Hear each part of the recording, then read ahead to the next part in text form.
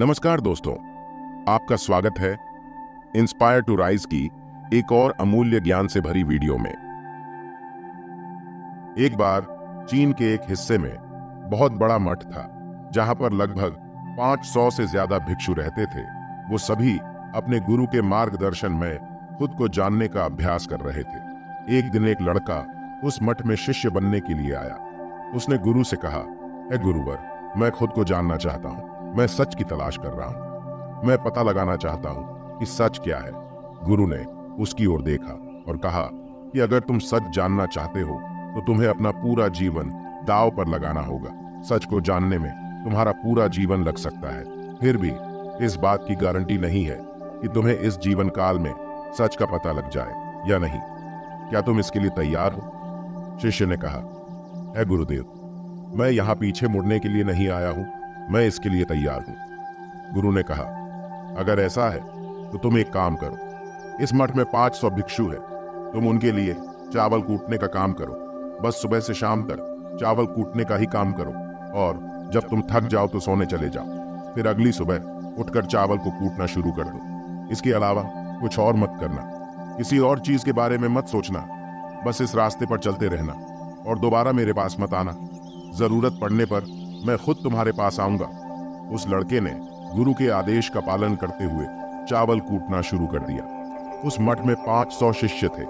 उन सभी को समय समय पर भोजन की आवश्यकता पड़ती थी, इसीलिए वह बहुत जल्दी उठ जाता था और रात को देर तक चावल कूटता रहता था।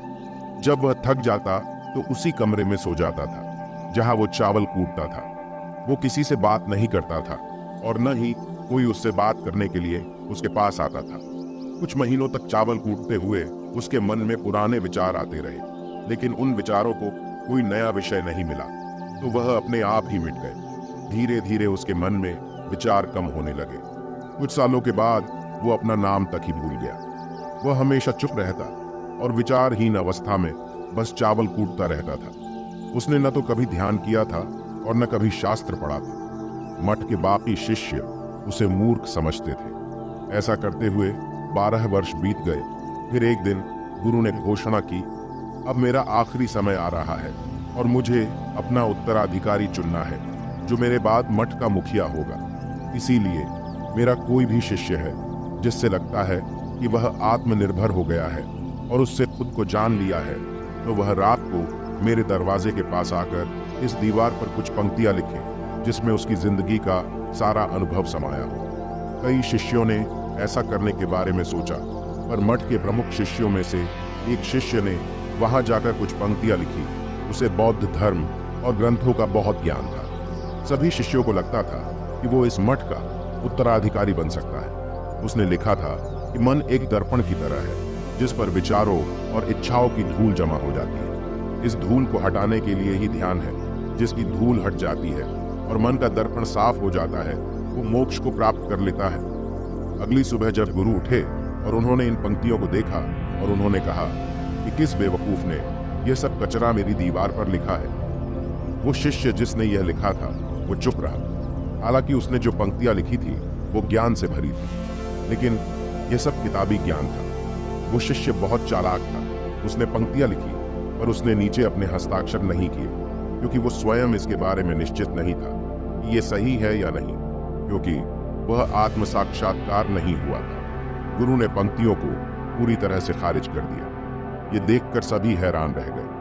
ये घटना पूरे मठ में चर्चा का विषय बन गई। इस विषय पर बात करते हुए दो शिष्य उस शिष्य के पास से गुजरे जो 12 साल पहले यहाँ आया था और दिन रात चावल कूटता रहता था। दोनों की चर्चा सुनकर वह धीरे से हंस पड़ा। दोनों शिष्य ने उसे पूछा कि तुम क्यों हंस रहे हो?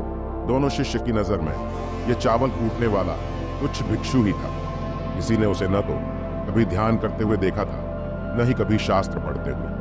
हर कोई उसे मूर्ख समझता था जो बस चावल को ही जानता था। उस मठ में बहुत बड़े बड़े विद्वान थे, लेकिन उस चावल कूटने वाले को किसी से कोई मतलब नहीं था।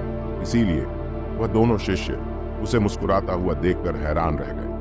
उन्होंने फिर उससे पूछा कि तुम क्यों हंस रहे हो? उसने जवाब दिया, मैं इसीलिए हंस रहा हूं कि गुरुवर सही बोल रहे हैं। ये सब पंक्तियां कचरा है। इन पंक्तियों का कोई मूल्य नहीं है। वो दोनों शिष्य चौंक गए। उन्होंने उसे पूछा कि क्या तुम ऐसी पंक्तियां लिख सकते हो जो इससे भी बेहतर हो? चावल पीसने वाले ने जवाब दिया, नहीं, क्योंकि मैं अनपढ़ हूं। लेकिन हाँ, मैं कुछ पंक्तियां कह सकता हूं। अगर तुम उन पंक्तियों को लिख सकते हो तो मैं तुम्हारे साथ जाने के लिए तैयार हूं। उन दोनों शिष्यों ने कहा, ठीक है। वह गुरु के कमरे के पास गए और चावल कूटने वाले ने कुछ पंक्तियां बोली और दूसरे शिष्य ने उस दीवार पर लिख दिया और उन पंक्तियों के नीचे लिख दिया कि चावल कूटने वाला वर्टिकल बार। उन्हें लगा कि मास्टर इस पर भी गुस्सा करेंगे। जो पंक्तियों उसने लिखने के लिए कहा था, बहुत अद्भुत थी वो पंक्तियां। मन तो बस एक का भ्रम है, न तो मन है न ही मन का कोई दर्पण है, और जब मन ही नहीं है तो धूल कहाँ ठहरे। जो ये जानता है वो सच को जान गया। जब गुरु ने ये पंक्तियां देखी तो वे आधी रात को उठे और चावल कूटने वाले के पास गए। वह सो रहा था।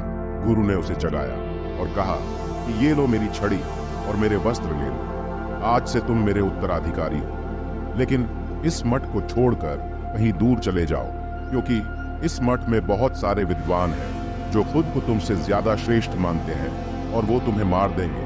वो इस बात को बर्दाश्त नहीं कर सकते कि एक साधारण सा चावल कूटने वाला उनसे ज्यादा विद्वान निकला। तुम्हें वह सारा ज्ञान हो गया है जो मुझे है। तुम्हें यह सारा ज्ञान चावल कूटते कूटते हुआ है, और मुझे पता है कि तुम जहां भी जाओगे लोग तुम्हारे पास आने लगेंगे, क्योंकि जब कोई फूल खिलता है तो उसकी महक हर तरफ फैलने लगती है। उसने अपने गुरु के पैर छुए और रात को ही वहां से चला गया। दोस्तों, अगर हम अपनी जिंदगी में देखें तो पाएंगे कि बहुत से लोग सोचते हैं कि ध्यान केवल एक ही जगह बैठकर आंखें बंद करके ही किया जा सकता है, लेकिन हकीकत में ऐसा नहीं है। ध्यान तो चलते चलते भी किया जा सकता है। अपना कुछ काम करते हुए भी ध्यान किया जा सकता है। असल में ध्यान का मतलब यह है कि आप जो भी काम कर रहे हैं उसे अपनी ईमानदारी से करें, कि आपको आपके शरीर का ख्याल भी ना रहे। बिल्कुल उस चावल पीसने वाले की तरह जो चावल कूटने में इतना मग्न हो गया कि उसको खुद का कोई ख्याल ही नहीं रहा। उसने चावल कूटते हुए ही आत्म साक्षात्कार प्राप्त कर लिया। हर समय वर्तमान में रहना और कुछ नहीं सोचना मन तब तक ही है जब तक विचार है। जब विचार ही नहीं रहेंगे तो मन भी गायब हो जाएगा। जब मन ही नहीं रहेगा तभी तुम अपने आप को अच्छे से जान पाओगे। असल में हमें अपने वास्तविक रूप को जानने के लिए कोई अन्य साधना करने की आवश्यकता नहीं है। हम जो कुछ भी कर रहे हैं बस उसमें हमें पूरी तरह से खो जाने की जरूरत है। अपने काम में इस कदर से लीन हो जाओ कि आपका काम भी ध्यान बन जाए। सुनते रहिए। धन्यवाद।